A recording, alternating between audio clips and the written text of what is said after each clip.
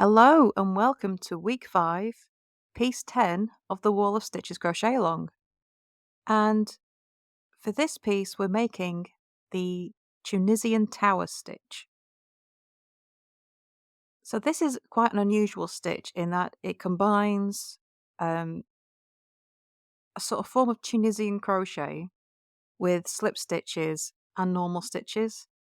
It's a very interesting stitch. It's definitely different and unique, and I actually found this quite a bit of fun to make.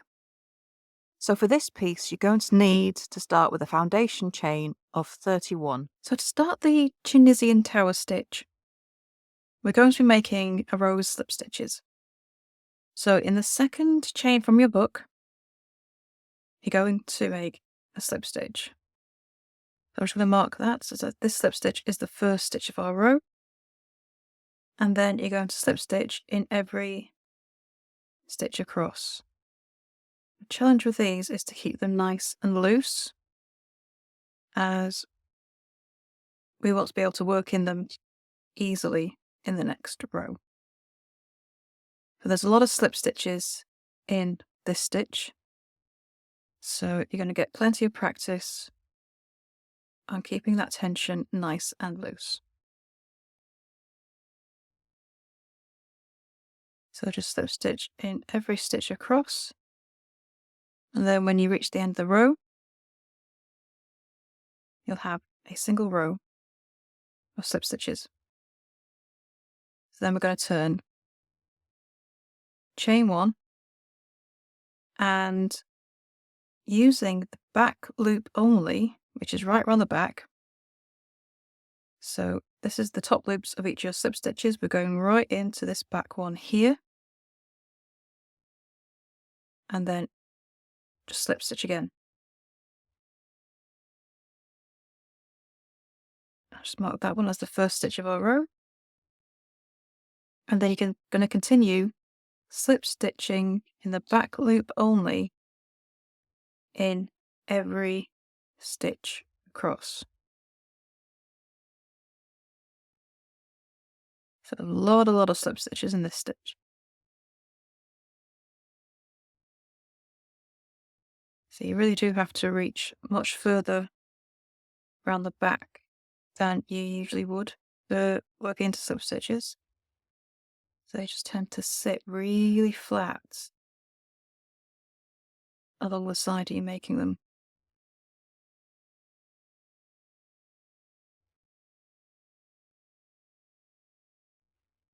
Okay, so the last stitch of the row is another slip stitch, back loop only. So we're going to look like this. So it's getting quite thick at this point. And then we turn and chain 1. So onto row 3, and again it's a row of slip stitches. So this is our final row of slip stitches before we start our Tunisian towers. And again, you want to work into the back loop only.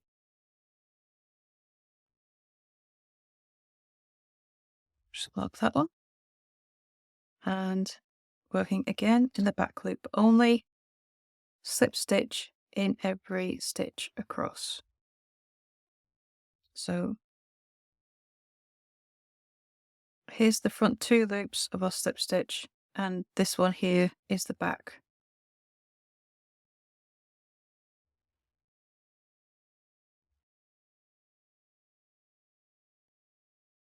So these 3 rows are really quite dense and sit really close on top of each other. All these loops. But this beautiful look at the end is well worth it. And then last stitch, back loop only. Oh, there we go. 3 rows of slip stitches.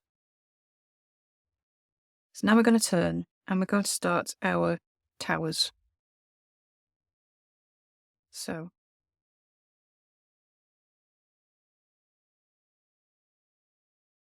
we're going to start by chaining 4.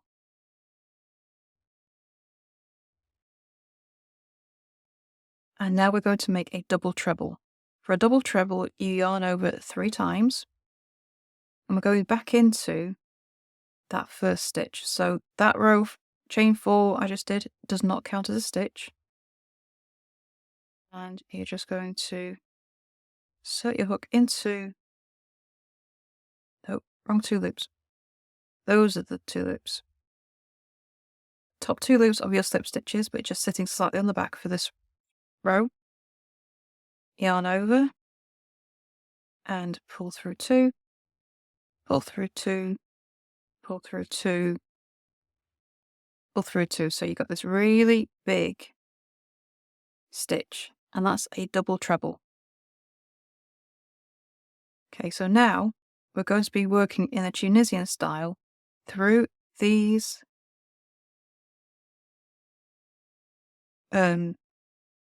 parts of our stitch, so the ones that come diagonally across. Okay, so yarn over, push your hook through that first ridge, pull up a loop, insert your hook into the next space, pull up a loop, and push your hook through the third one, yarn over, pull up a loop. So you should have 5 loops on your hook. Next, insert your hook into the next stitch in the row, yarn over, pull up a loop, and then slip stitch through 1 loop only on your hook. Then yarn over, pull through 2, yarn over, pull through 2, yarn over, pull through 2, and then yarn over, pull through the last 2 as well. And that creates this tower in the Tunisian way. And then we repeat that across the row. So into the next stitch, make a double treble.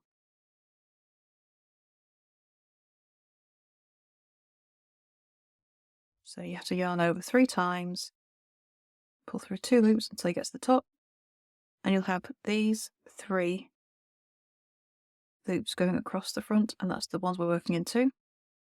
Yarn over, insert your hook through the first one, pull up a loop, go to the next one, insert your hook, pull up a loop, and into the third one, insert your hook, pull up a loop. 5 loops on your hook, insert your hook into the next stitch, those 2 loops are crossing towards the back, yarn over, slip stitch through the first loop only, then yarn over, pull through 2 loops, yarn over, pull through 2, yarn over, pull through 2, yarn over, pull through 2, up to the top again. So you get these columns, these towers being worked across the row, and we have the gaps in between that are completely clear. And you just repeat that all the way across the row. Into the next stitch, we make our double treble.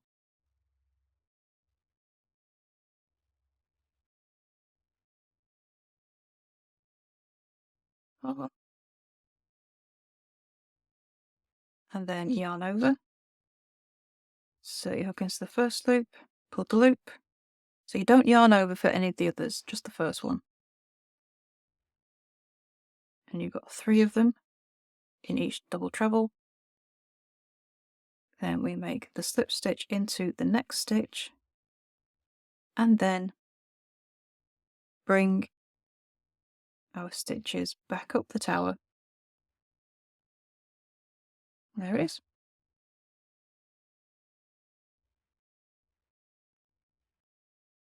So we'll make a couple more.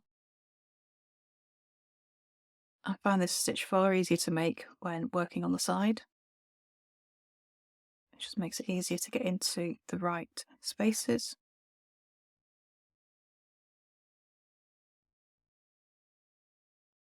And slip stitch into the next stitch. And then we start yarning over and pulling through 2 loops all the way back to the top of the tower. So 2 loops left, 2 stitches left in the row, and we finish with the tower.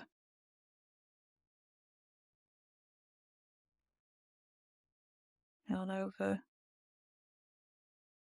through the first loop, then hook into the next one, And the next, slip stitch into the last stitch of the row. Pull it out to make sure I've got the right loops. There we go. And slip stitch, and then yarn over, pull through 2, all the way back to the top of the tower. Those are your tower stitches. So quite an unusual stitch, but pretty interesting to make. Okay, so row 5. Turn, chain 1. Back loop only, make a slip stitch. And we're going to slip stitch in the back loop only every stitch across. Remember to keep those nice and loose so we can work on them in the next row.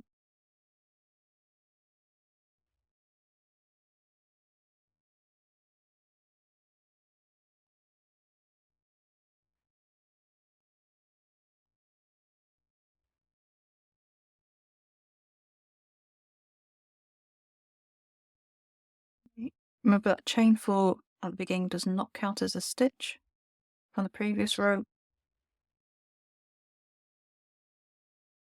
We have those row 5.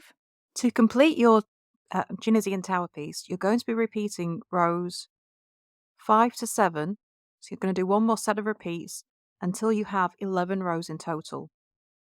Once you finish row 11, you can cut off and weave in your ends, and then it's time to add your border. So for this piece, you're going to have 30 stitches across the top and down the bottom. So 1 single crochet in each stitch. Down the sides, you're going to make 4 single crochet into the sides of the row 4 repeat,